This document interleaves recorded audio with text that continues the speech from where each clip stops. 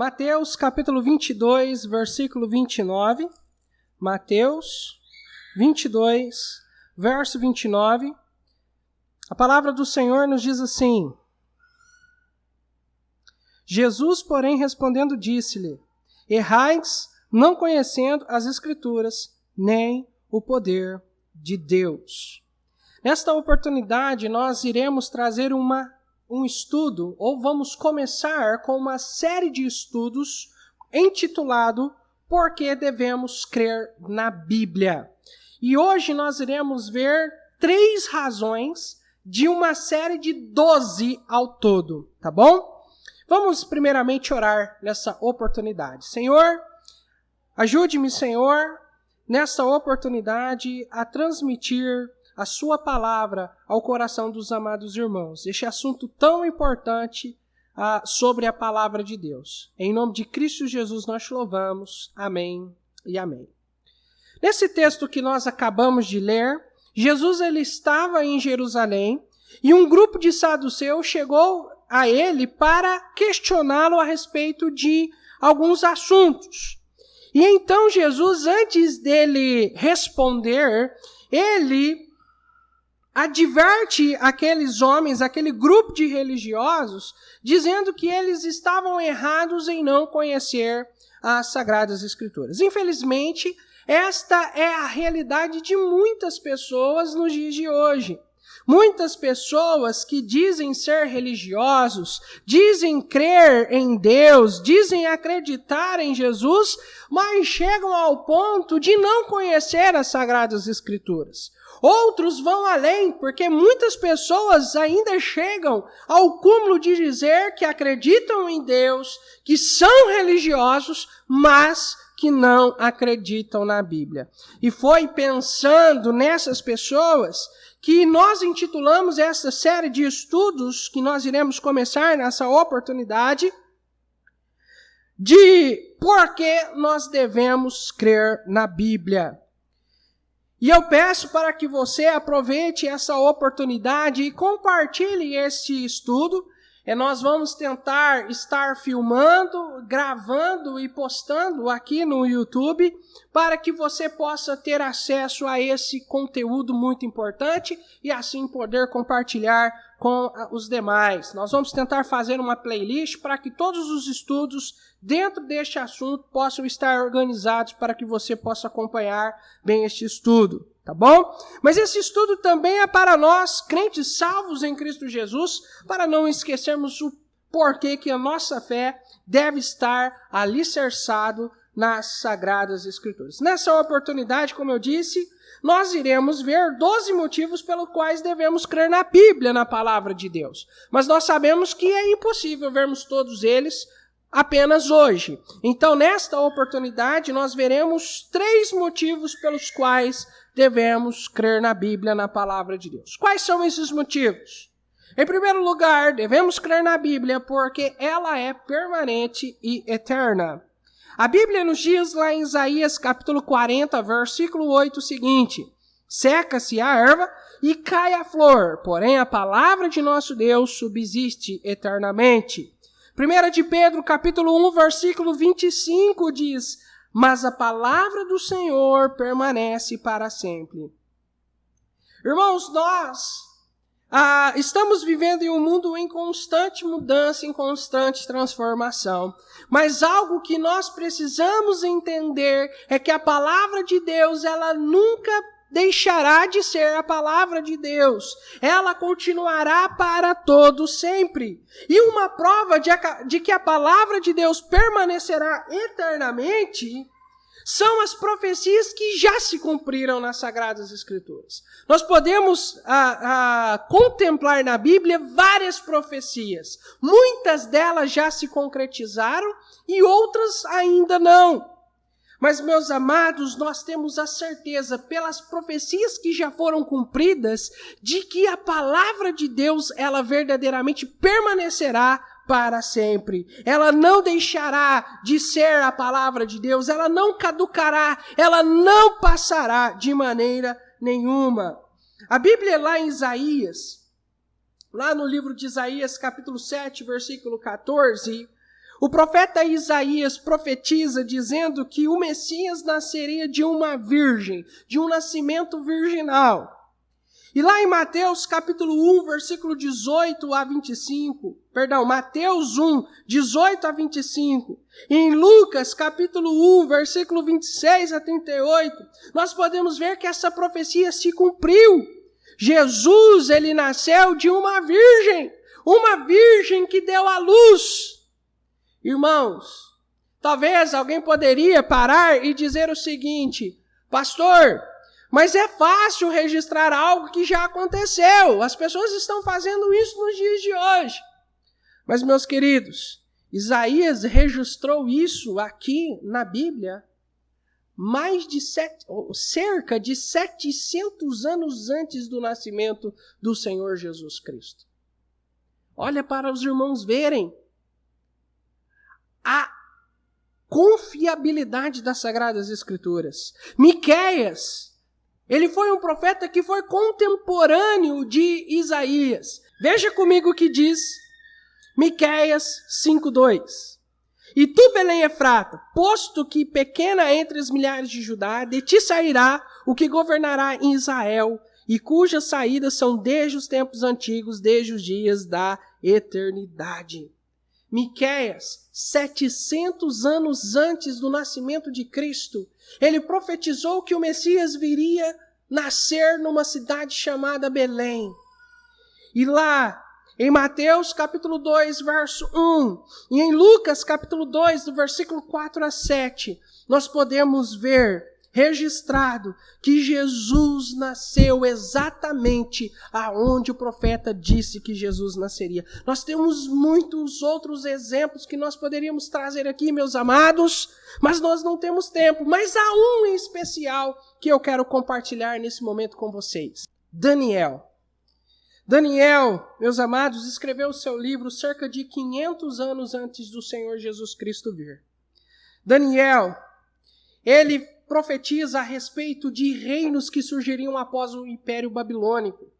E, amados irmãos, da mesma forma que Daniel profetiza, nós que já vivemos esse período, que já podemos contemplar historicamente o que Daniel falou, nós podemos ver que tudo que Daniel disse, até nos detalhes, se cumpriram.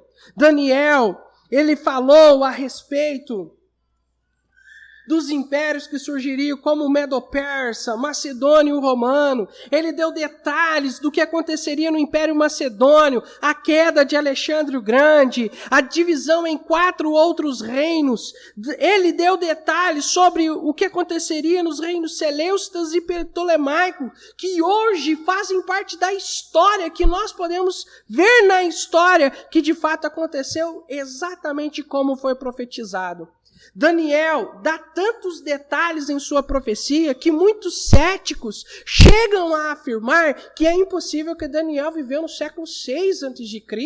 Chega a afirmar que ele deve ter vivido por volta do século 2. Mas, meus amados, porque eles não acreditam em Deus, porque eles não acreditam na revelação de Deus. Daniel, sim, há evidências históricas que provam que Daniel viveu no século 6 e que Daniel estava ali vendo, que Daniel fez parte do governo de Nabucodonosor, que Daniel fez parte do governo de Ciro, no governo Medo-Persa.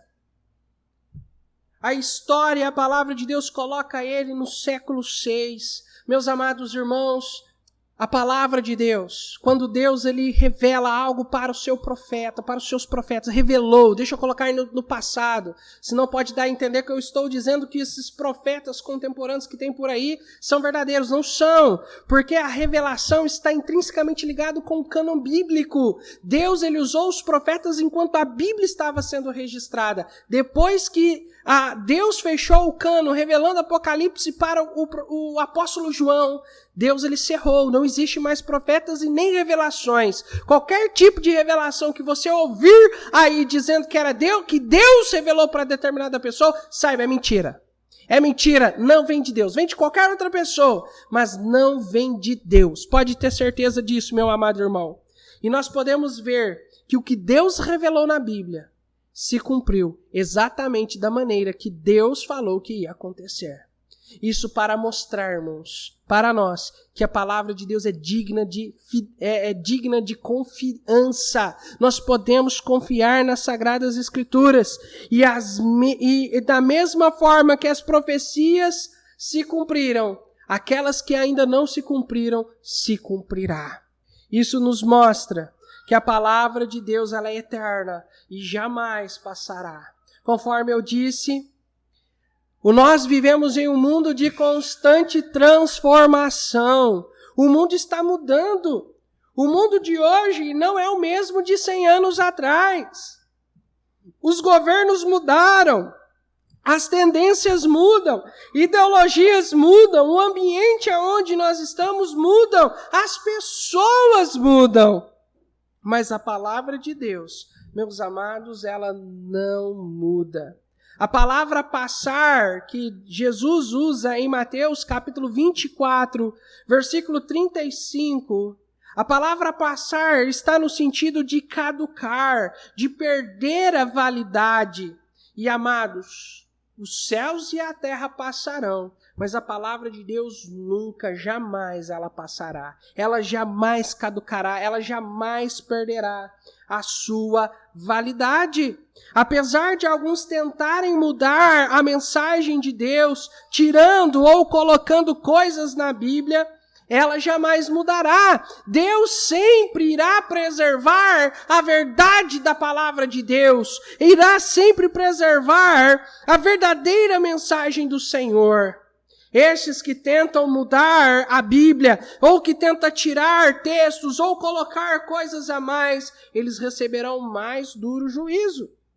Irmãos, quando nós estamos estudando a Bíblia, é lógico, nós precisamos levar em conta a mente do escritor e do autor para nós entendermos o assunto que está sendo tratado. Isso é fundamental, isso é importantíssimo. Mas amados irmãos, os princípios que ora foram estabelecidos na palavra de Deus, eles são eternos.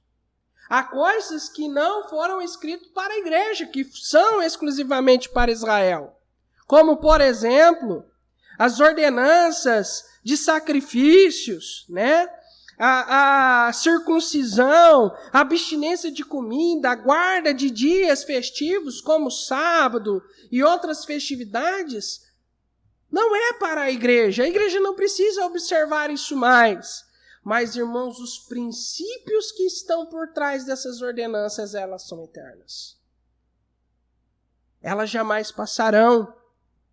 Os princípios estabelecidos pela palavra de Deus são para todas as gerações, para todos os povos, para todas as tribos e línguas, para todos. E precisamos vivê-los. Mesmo que nossa geração não goste, nós precisamos observar todos os princípios estabelecidos por Deus, como, por exemplo, a modéstia. Nós vivemos em uma geração onde as pessoas, muitos crentes estão dizendo, não, a modéstia não é tão importante assim. Mas, meus amados, precisamos tomar cuidado, porque mesmo que essa geração não se preocupe com o seu corpo, em mostrar a forma do seu corpo, a sua sensualidade, nós precisamos sim pregar e ensinar que precisamos tomar cuidado, que precisamos observar sim a modéstia cristã estabelecida na palavra de Deus, independentemente do que as pessoas acham. Porque nós não precisamos, nesse sentido, estar preocupados com o que as pessoas acham. Nós precisamos estar preocupados com o que Deus acha de nós e procurarmos vivermos de acordo com o que Ele quer para as nossas vidas. Muitos tentaram já destruir a Bíblia. No Império Romano, os soldados, ao perseguir a igreja, tentavam destruir os exemplares da palavra de Deus, mas não conseguiram. No Sacro Império Romano Germânico, tentaram proibir a Bíblia para a população. Era proibido o povo ter acesso à palavra de Deus, quanto mais ainda traduzir a Bíblia por idioma. Era impossível, era proibido, melhor dizendo. Era proibido. Hoje, nos nossos dias, estão tentando mudar a mensagem das Escrituras produzindo versões de Bíblias que suprimem textos inteiros das Sagradas Escrituras. Mas a verdade é que a palavra de Deus, meus amados irmãos, permanecerá para sempre, porque ela é permanente e eterna. Em segundo lugar, devemos crer na Bíblia porque ela é inspirada por Deus. Abra sua Bíblia em 2 Timóteo, capítulo 3, versículo 16. Toda a Escritura, ou seja, a Bíblia, de Gênesis a Apocalipse, é divinamente inspirada e proveitosa para ensinar, para repreender, para corrigir, para instruir em justiça, para que o homem de Deus seja perfeito e perfeitamente instruído para toda a boa obra. A palavra inspirado significa soprado, significa respirado por Deus. Cada palavra na Bíblia, ela foi inspirada por Deus. Logicamente, Deus usou a personalidade daquelas pessoas, a forma de escrever de cada pessoa, mas cada palavra foi dirigida por Deus. Em 2 Pedro, capítulo 1, versículo 21, Pedro diz que cada homem foi movido pelo Espírito Santo do Senhor para falar segundo a vontade de Deus e não segundo os homens. E uma prova disso, irmãos, é o seguinte: a Bíblia, ela contém 66 livros, não é mesmo? 66 livros que formam a coletânea que nós chamamos de Bíblia Sagrada. Esses 66 livros foram escritos por cerca de 40 escritores diferentes. E esses escritores, eles viveram em épocas diferentes, lugares diferentes, e muitos eram de classes sociais completamente diferentes. Você tem na Bíblia homens que eram pastor de ovelhas, mas nós também temos homens que pertenciam à nobreza, que era rei em Israel. Olha para vocês verem a discrepância da condição social dessas pessoas. Irmãos, humanamente falando, é impossível que ao juntar esses livros pudessem formar uma unidade. Mas é exatamente isso que acontece com a Bíblia. Ao juntar esses livros, formam uma unidade perfeita, completa, que não se contradiz em lugar nenhum. Sabe por que isso? Porque esses 40 homens, cerca de 40 homens, que escreveram os livros bíblicos, eles são apenas a ferramenta, o instrumento de Deus, a caneta que Deus usou para escrever a Bíblia. O verdadeiro autor é o próprio Deus. Essa unicidade que a palavra de Deus forma é humanamente impossível. Existem escritores que, ao escrever livro, no mesmo livro que ele está escrevendo, ele se contradiz. Mas o que nós vemos na Bíblia é um milagre, porque é o próprio Deus quem é o autor das Sagradas Escrituras. E por ser inspirada por Deus, a Bíblia estabelece um novo estilo de vida para as nossas vidas. Se eu não me engano, foi D.L. Moody que disse que a Bíblia Sagrada, o seu principal objetivo não é ser pesquisada, não é ser lida apenas.